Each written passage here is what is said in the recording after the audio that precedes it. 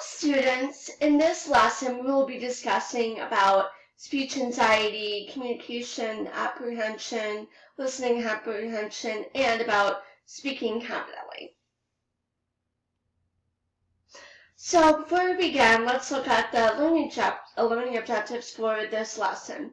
So by the end of this lesson, you should have a clear understanding of what communication apprehension is, the symptoms of communication apprehension. You should have an understanding of the types of communication apprehension, and you should know how to handle communication apprehension. So first of all, let's look at the definition of communication apprehension. Communication apprehension refers to a person's fear of communicating with other people and being evaluated. So essentially, it's the fear of speaking in front of crowds. It's the fear of getting up in front of an audience and pouring your heart out. Bodies cannot distinguish between physical and psychological threats, which causes the body's circulatory and adrenal system to shift into overdrive, which causes this fight-to-fight response. And this is kind of what causes communication apprehension to occur. Now, let's look at the symptoms of communication apprehension. One symptom is heart pounding and hands clammy, so you might notice your heart you really get nervous. You might break into sweat and arms and hands start to shake, so you might get sweaty and your hands and arms start to shake and get really nervous. Dry mouth and rapid, I realized I got some misspellings too. Hello students, in this lecture we will be focusing on communication anxiety. Before we begin, let's look at the learning objectives for this lesson. By the end of this lesson, you should be able to define communication apprehension. You should be able to know and identify the symptoms of communication apprehension. You should understand the types of communication apprehension and know how to handle communication apprehension. So, what exactly is communication apprehension? Communication apprehension refers to a person's fear of communicating with other people and being evaluated. So, essentially, communication apprehension is the fear of speaking in front of crowds. It's the fear of talking and interacting with others, either in a small group or a large group. So, it's basically the fear of interacting with others. Bodies cannot distinguish between physical and psychological threats, which causes the body's circulatory and adrenal system to shift into overdrive, which causes the fight-to-fight response, is essentially responsible for this cause of communication apprehension. So, what are the symptoms of communication apprehension? One is your heart might pound and start really going fast. Your hands may be clammy. You might break into sweat, and your arms and hands might start to shake and get really nervous. You might have dry mouth. Pacing and dizziness can also be a habit. I mean, like you might go back and forth and that. I know when I did my first lesson over at Lincoln K-8 Choice School in Rochester when I was just an 18-year-old. I know it's crazy. An 18-year-old teaching a lesson to a group of students is crazy. I know.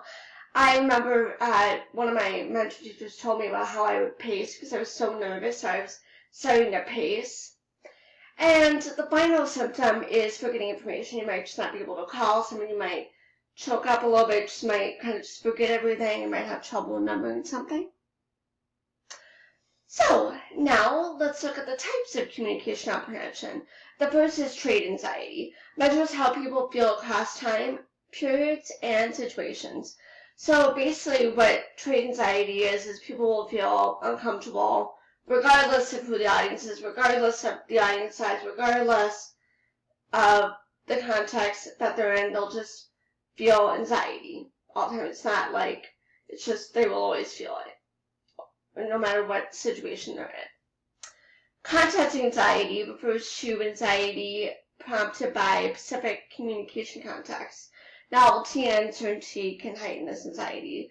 So maybe being in a specific context where you don't know the audience, or you're just in a specific context where there's just uncomfortability in the room or something like that can be an example of context anxiety. And audience anxiety is anxiety caused by a specific audience characteristic such as similarity. Maybe you have a lot of similarities with the audience and you don't, want to say something that might cause them to think, oh, you're just saying something different about now. So that could be or like audience sizes. Maybe some people are really nervous with big crowds, maybe and some people are even nervous with smaller crowds. And it can also refer to an audience background. If somebody's from a different race, you might get anxiety because you don't want to, offend or hurt the person. That could be an example of audience anxiety. And the other one is situational anxiety, which is communication apprehension created by a combination of audience content. So it's created by that combination of the audience, the size, maybe their background. It's caused by the context that they're in, and it's caused by the time. Each communication event involves serious dimensions such as temporal, physical, and cultural. These dimensions create a unique communication situation which leads to situational anxiety. So it's basically a combination of all those anxieties is what situational anxiety is. So how do you go about handling communication apprehension? Well, the first one is to think positively. Just say, you know what? I got this. I'm going to do a good job. I can do this. I'm going to give a good speech today. Another is reduce anxiety through preparation. Hey, I've been telling you guys this throughout this course. Prepare. Get organized. Practice your speech. Take time to practice. Take time to research. And if you really, really are fully prepared, this can help reduce your anxiety. Procrastinating just leads to more anxiety, so don't do it. Analyze your audience. Learn more about your audience. Go up to your classmates and say, I was just curious about this. What do you think about this? Get your audience's feedback. The more you communicate with your audience, the more you're going to feel more comfortable. Another is to organize your main points and ideas. That's going back up to what I said about preparation. Just kind of organize your main points. Know what you're going to say. Know what you're going to talk about. Know how you're going to deliver your speech. Just organize it, because organization really can lead to less anxiety, and it can make you less stressed as well. Practice in environments that you'll be speaking in, such as classrooms. So maybe speak in the classroom that you're going to be speaking in. That might help with anxiety. Or maybe speak in a setting that's close to it. Maybe go to a lecture hall and try to speak there, or speak maybe somewhere else that's kind of close to a classroom setting. And finally, how do you reduce anxiety during delivery of the speech? First is deep breathing. If you ever heard deep belly breathing, where you just breathe and just take some exhales and inhales. It's one way. Just taking some deep breaths and really taking the time to just relax and calm your nerves.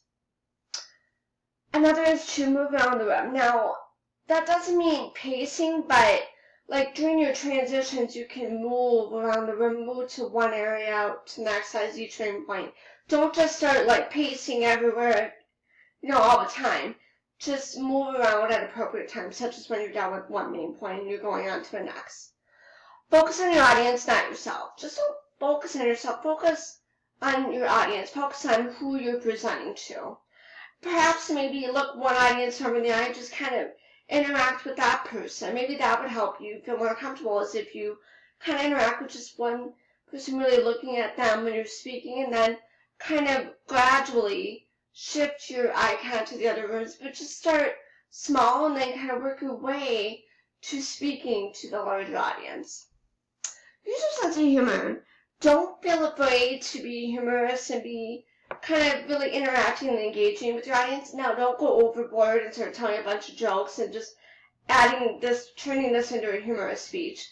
Make sure you're being serious and make sure that you're giving the information and delivering the speech that you need to, but don't feel afraid to just kind of have fun with it and roll with it. Because you know what? Honestly, that's what public speaking is about. It's just having fun. It really is a fun hobby to have, and it's really something fun to do when you really think about it. Positive visualization. Visualize a good speech is, when you're sleeping in bed at night before your speech, just visualize a good speech and everybody's happy, you did a great job, they all understood it. So just kind of have a good visualization. Even the day of the speech, just kind of think to yourself, oh, you know, I'm going to do good today. I've got this. I've got all my information. I can do this. My audience is going to love it. So positive visualization and positivity in general helps. Okay, that is all for now. And I hope you all enjoyed this lesson. And I look forward to speaking with you all soon. Thank you so much and have a beautiful day.